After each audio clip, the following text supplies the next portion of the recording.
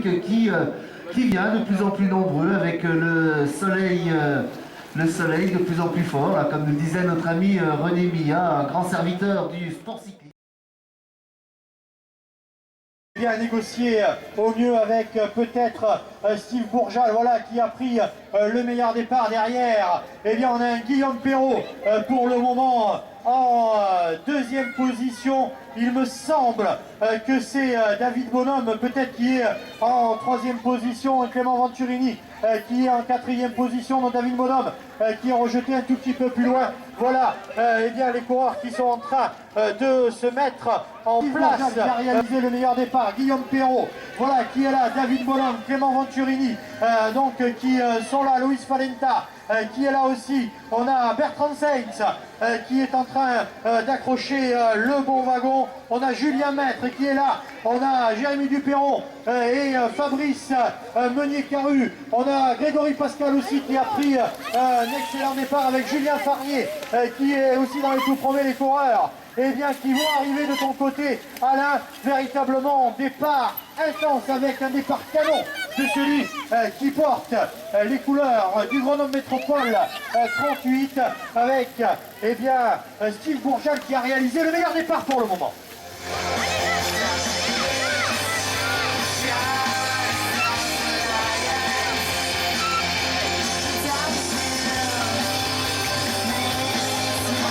Alain, je suppose qu'il va y avoir le premier passage là-bas des planches. On va voir qui c'est qui va sortir eh bien, en tête et qui va se présenter devant toi.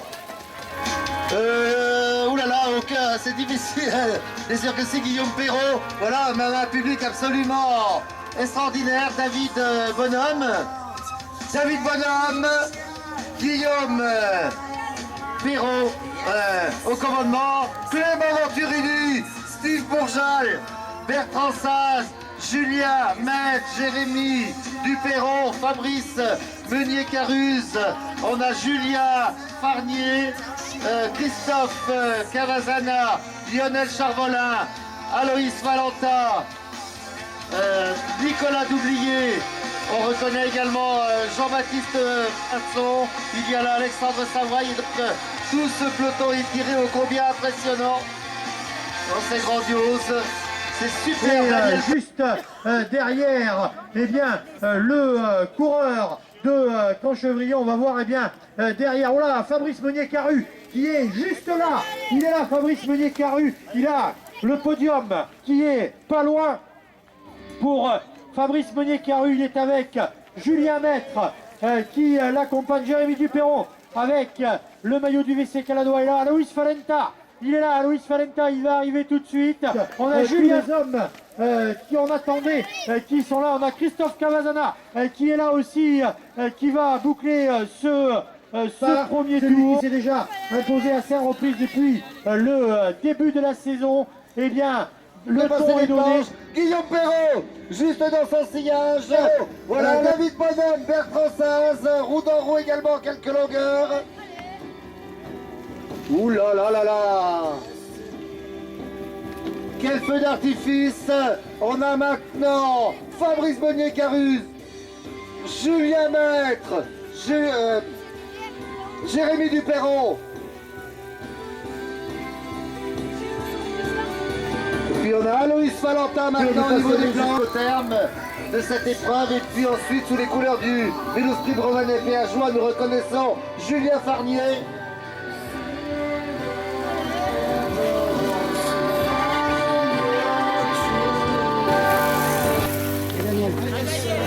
Alors qu'on va eh bien, regarder ce qui se passe là-bas sur le bas du parcours, on va voir eh bien, si Clément Venturini et Guillaume Perrault sont toujours au nombreux. Il me semble avoir vu que Bertrand Sainz était revenu désormais dans le sillage de David Bonhomme pour la 3e place.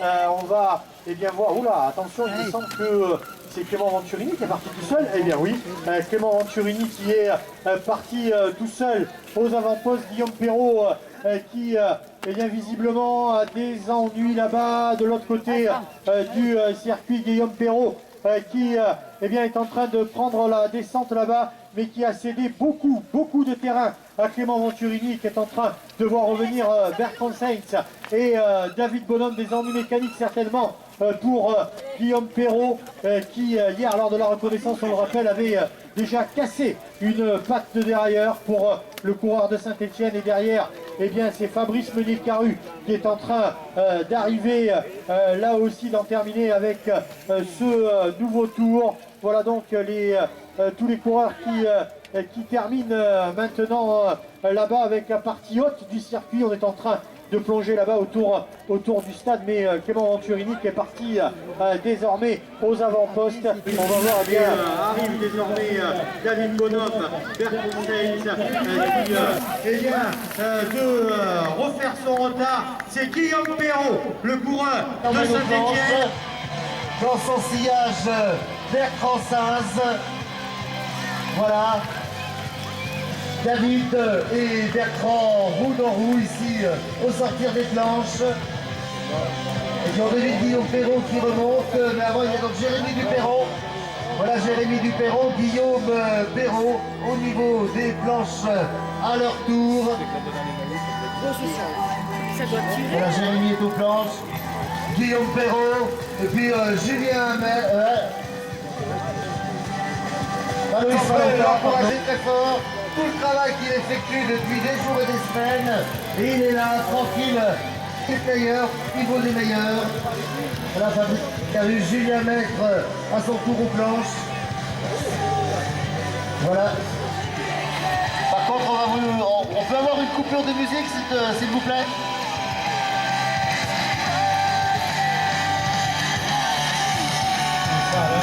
On va essayer de couper la musique, tout le monde la baisser un tout petit peu. Et pour le moment, eh bien, début de course à rebondissement. Hein. On a vu eh bien, un départ avec mano à mano qui était en train de s'installer entre Clément Venturini et Guillaume Perrault. Et puis Guillaume Perrault eh bien, out, visiblement sur ennui mécanique, a laissé filer Clément Venturini derrière un duo avec Bertrand Sainz, David Bonhomme. Mais on a vu que Guillaume Perrault était à l'attaque et va tout faire pour tenter eh bien, dans un premier temps d'aller pourquoi pas accrocher eh bien, le podium, et dans un second temps pourquoi pas tenter de réduire l'écart avec l'irréversible pour eh bien, les Stéphanois d'aller chercher le titre seul. Eh bien, l'avenir nous le dira, et les minutes qui arrivent vont nous le dire. 6 tours de circuit, il est vrai que sinon les choses peuvent encore se passer, les courses qui auront lieu. Et bien depuis ce matin, ils sont là pour nous le rappeler. Et ce qui est arrivé à Guillaume Perrault peut très bien se passer avec Clément Venturini qui est en train eh bien, de boucler ce nouveau tour. Et toi, tu es en train, Alain, de voir arriver de nouveau eh bien, la longue file des coureurs. Mais quel spectacle magnifique dans ce pré de Montferrat. Voilà, donc on a maintenant vraiment des coureurs de partout. Et puis le premier master à l'instant aux planches, le premier coureur 40 ans et plus, Monsieur Daniel Perret. Monsieur Daniel Perret, champion de France master en position de force au niveau de sa catégorie au scratch. Il figure à un bon bord que nous allons essayer de calculer. Mais on va pour l'instant bien sûr rechercher les hommes de tête qui vont plus tarder maintenant. Nous sommes donc divisés à moins de 6 tours de l'arrivée. On aimerait que ça dure plus longtemps tellement le spectacle est beau et grandiose. Voilà, on va chercher, alors qu'on est un petit peu gêné par la musique ici. Est-ce qu'on peut baisser la musique et puis mettre un peu la pression pour la voix, s'il vous plaît, monsieur le technicien. Voilà, on s'en occupe là, il y a quelqu'un qui va en terminer avec eh bien, ce nouveau tour de circuit. Voilà, le Lyonnais, celui qui porte eh bien, jusque encore pour quelques jours le maillot du team Vulco, Clément Venturini qui va partir sous... Ah, il y a deux coureurs là-bas, oh là là, il y a David Bonhomme également. Excuse-moi, je t'ai coupé. Voilà, on va chercher, voir David Bertrand, Jérémy, Guillaume et Aloïs qui se présentaient dans cet ordre tout à l'heure. Oh là là, mais les écarts sont vraiment importants, c'est impressionnant. C'est absolument impressionnant. Et bien, voilà, c'est Bertrand Sainz maintenant qui est seul Donc, en deuxième position. Allez, on accueille Clément Venturi ici sur le podium pour le nouveau passage sur la ligne. Il restera pour le coureur du team Vulco. Mais le terrain a l'air véritablement de plus en plus boueux. Et je surveille, j'avais un repère à l'écart encore grandi entre Clément Venturini et Bertrand Sainz qui sort à peine désormais de la partie de la dernière montée à pied. Voilà Bertrand Sainz pour le moment en deuxième position qui va lui aussi en terminer et lui restera lui aussi exactement 5 tours à parcourir. Et regardez la remontée infernale, elle est là, elle est pour Guillaume Perrault pour le moment en troisième position. Le coureur de Saint-Etienne, il est là, il est désormais à portée de fusil de Bertrand Sainz qui pouvait l'encourager. Il est en train d'entamer une remontée fantastique, il est à l'attaque dans tous les virages. Guillaume Perrault, voilà, qui va tenter de revenir sur l'avant de la course. Et bien visiblement à plus de micro, on va essayer de résoudre ça. Ah, ça y est, on l'a retrouvé. Il y a petit Clément est parti, voilà déjà, est passé voilà un bon moment. Bertrand arrive aux planches maintenant. Et puis Guillaume Perrault est sur ses talons, voilà Guillaume qui est revenu quasiment. Et après les aborde tranquillement, enfin, si on peut dire, la deuxième partie du parcours là-bas. On est en train de voir la bagarre entre Bertrand Sainz et Guillaume Perrault. Guillaume Perrault qui est allé à quelques mètres désormais du cours de Bourg-en-Bresse qui voit revenir Guillaume Perrault comme une flèche. Il est remonté le Stéphanois. Il n'a pas dû aimer, ce qui s'est passé dans le deuxième tour. Il a dû être piqué sur Clément Venturini. Voilà donc, on est en train de voir, il me semble, Bertrand Sainz là-bas qui sort et qui va plonger vers la nouvelle, vers la descente. On va voir ça tout. Oh là là, mais ça descend à pied là-bas. Il y a des petits soucis là-bas pour les coureurs de l'autre côté du parcours, toujours pas de Bertrand Sainz. Voilà, Bertrand Sainz, Guillaume Perrault, et Guillaume Perrault qui, à mon avis, ne va pas temporiser avec Bertrand Sainz, il va passer à l'attaque très rapidement. Donc voilà pour le moment le tiercé gagnant de ce championnat Rhône-Alpes. Quel beau podium pour le moment, mais rien n'est joué. Il reste, on le rappelle, 5 tours véritablement palpitants. Oui, il y en a un qui fait également une course admirable, c'est l'organisateur, c'est Fabrice Meunier-Carus qui est sur le point de reprendre. Encore voilà, non, devine Clément là-bas à l'horizon. Voilà, il est annoncé. Notre ami Régis Auclair doit être ému. Il doit se rappeler le jour où ce jeune enfant était passé devant chez lui en demandant à pratiquer le vélo. Quel chemin parcouru? Clément Venturini. Devant nous donc Clément Venturini qui contrôle un petit coin à l'arrière. Maintenant on va chercher Bertrand Sainz et Guillaume Perrault. Il me semble Alain, que c'est Guillaume Perrault qui est parti tout seul pour la deuxième place. On va en effet, comme tu l'as dit, accueillir comme il se doit Clément Venturini qui est en train de faire une véritable démonstration. Voilà, Clément, on remonte à vélo. Il va aborder une nouvelle fois ce passage sur la ligne. Il restera 4 tours. 4 tours chez les espoirs. Regardez Clément Venturini. Et ça baisse pas. Et le rythme ne baisse pas. On voit le coureur d'expérience. Et on est en train de le voir aborder le dernier virage pour Clément Venturini qui est à la relance. Voilà le Clément Venturini. Et on va désormais se retourner pour voir qui de Guillaume Perrault ou qui de Bertrand Sainz. Lorsque Clément Venturini disparaissait du champ de vision, voilà, c'est Guillaume Perrault qui est en train de revenir. Et je peux vous dire qu'il est en train de revenir, car l'écart qui séparait Guillaume Perrault de Clément Venturini était beaucoup plus important que ça tout à l'heure. Guillaume Perrault qui est à l'attaque, victime d'ennui mécanique lors des premiers tours, est en train de faire la remontée fantastique. Il était loin, il est en deuxième position, il est en train de réduire l'écart. Il lui reste de Saint-Etienne à la relance, à l'attaque, le Stéphanois. Et derrière, il a creusé l'écart avec celui qui l'accompagnait, David Bonhomme, qui, quant à lui, n'aura que il se retourne, David Bonhomme est dans sa roue. Voilà les deux coureurs qui vont se battre Soline et dans Claire-Lise. quelques instants pour pour la troisième place. Mais, et derrière, comme eh bien, on va Fanny, se retrouver, on va se retourner et on va voir le grand Fabrice Meunier-Caru. Il est là, il est juste derrière. Il est revenu sur Jérémy Duperron et Aloïs Falenta qui est ici le président était aussi à portée de main de Fabrice Meunier-Caru. Mais tu as dû voir le show Venturini Et là, qui a je suis dû arrivée. eh bien, être présenté là-bas au passage des planches. Voilà, donc c'est fait, oui, depuis quelques instants déjà, puisque Guillaume vient de passer à son tour à notre niveau. Voilà, donc je n'ai pas osé interrompre. C'est vrai que si on parle en même temps, ça va être donc Clément Venturini, Guillaume Perrault, ensuite donc David Bonhomme, Bertrand Sainz. C'est cool. Voilà, tout est encore possible. Et puis Fabrice n'est pas très loin, il n'est pas très loin, Fabrice Meunier-Caru. Quelle prestation pour le chef d'orchestre de l'organisation, puisque voilà, il arrive déjà au pied des planches. Jérémy Duperron, Aloïs Falenta sont un peu plus loin maintenant. Allez, on encourage très fort Fabrice. 7 coureurs devant nous déjà.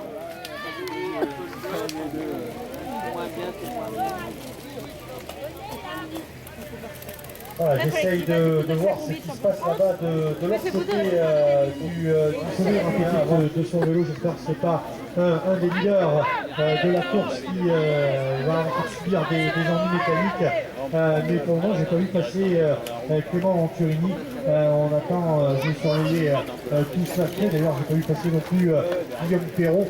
Donc on espère que les deux coureurs vont pouvoir se battre. Eh bien, rien n'est joué. Et puis, rien n'est joué pour la victoire. D'ailleurs, on l'a vu eh bien, en début de course où on pensait avoir véritablement ce duel entre Guillaume Perrault et Clément Venturini. Eh bien, le sang a décidé autrement puisque Guillaume Perrault a été... On a vraiment des coureurs tout au long de ce parcours, de ce beau parcours. Et nous allons bien sûr nous apprêter à accueillir Clem dans quelques instants.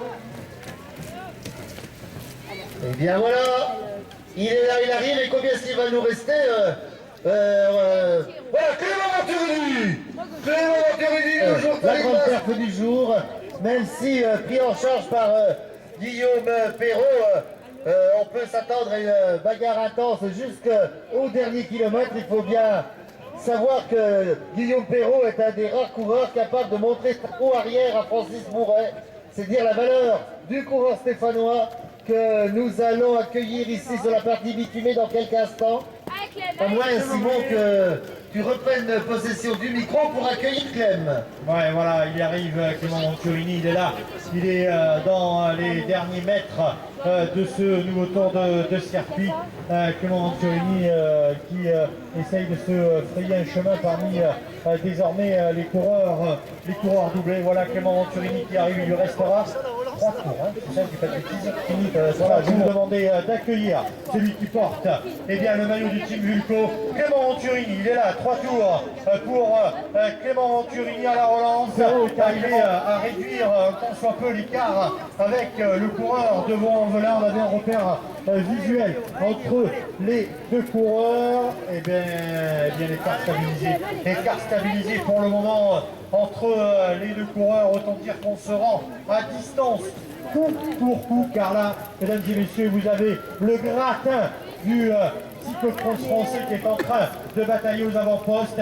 Et on aurait pu croire que Clément Venturini allait relâcher la pression. Il n'en est rien. Il est au courant que derrière, eh bien, toutes voiles ouvertes, eh bien, c'est tout simplement Guillaume Perrault qui est en train d'aborder le dernier virage là-bas. Guillaume Perrault est à l'attaque, toujours à l'attaque. Le coureur de Saint-Etienne qui est en train pour le moment eh bien, d'essayer de revenir sur Clément Venturini. 3 tours, 3e place. Et c'est David Bonhomme qui est venu prendre cette 3e place. David Bonhomme pour le moment en 3e position.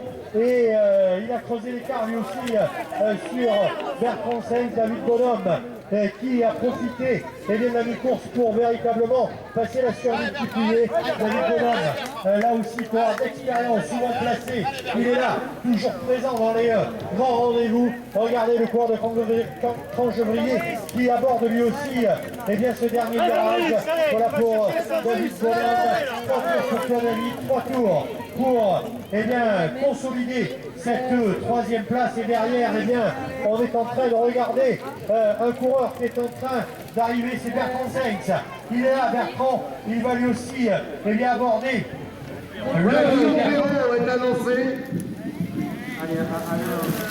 Donc en deuxième position sur la partie bitumée, qui va s'approcher de ce site d'arrivée. Voilà, je reçois Clément Venturini sur la ligne, mesdames et messieurs. Applaudissements pour le coureur de Rouen-en-Velin qui est en train de venir se frotter aux élites. Et lui, qui est tout simplement espoir, il a dit, moi je fais le pari de venir me frotter à Guillaume Perrault. Et pari réussi pour le moment pour le coureur de Rouen-en-Velin, qui, je le rappelle, a remporté tout simplement les 2 premières manches du challenge national chez les espoirs. Il sera, Clément Venturini est en train de tout mettre en œuvre pour, comme on dit, aller chercher le Graal. Et la conquête du Graal passe aujourd'hui par Montferrat et par la conquête du titre Rouen Alpin. Et derrière, on accueille Guillaume Perrault, le coureur de Saint-Étienne. Il est là pour retentir la cloche. Clément Venturini qui devrait dans quelques instants, voilà, Clément qui est en train d'aborder la dernière partie du parcours. Clément Venturini, il est là, il va aborder l'avant-dernière ligne droite, il va être sur la ligne opposée comme on dit à l'avance. Clément Venturini toujours très concentré, le coureur de Rouen-en-Velin qui a des tours pour Clément Venturini, c'est la relance. Regardez, voilà, on applaudit Clément Venturini pour le dernier passage sur la ligne.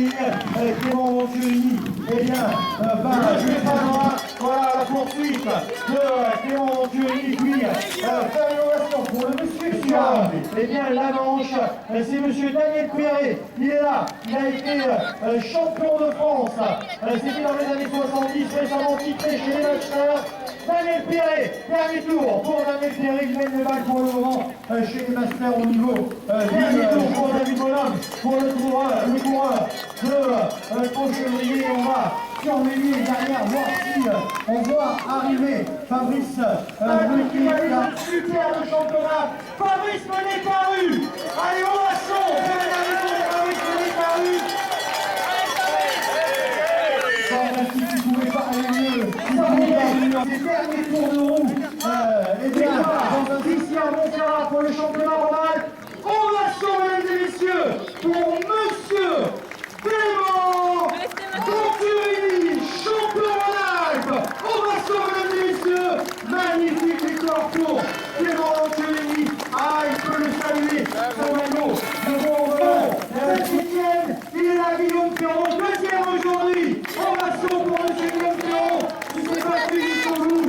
Voilà, Guillaume, fantastique. Deuxième aujourd'hui, ici du côté de Montferrat. David Bonhomme, dans le dernier virage, le coureur des Cangevrier. Là aussi, ovation, mesdames et messieurs, pour David Bonhomme. Il est content, il a de quoi. C'était pas évident au départ, David Bonhomme. Et ovation aussi pour M. Daniel Perret, qui arrive juste derrière. Daniel Perret, il est là, il peut lever les bras, Daniel Perret. Il a levé combien de fois? Allez voir, à l'arrivée de cyclocross, le récent champion de France Master. Il avait été champion de France dans les années 4e place du championnat Rhône-Alpes. Et tout simplement fabuleux. Ovation, mesdames et messieurs, la 4e place. Alors on lance Jérémy Dupéron, Fabrice Menet-Caru, Jérémy Dupéron, Fabrice Menet-Caru, Jérémy Dupéron, le champion sortant par la France. Et bien, Clément Venturini.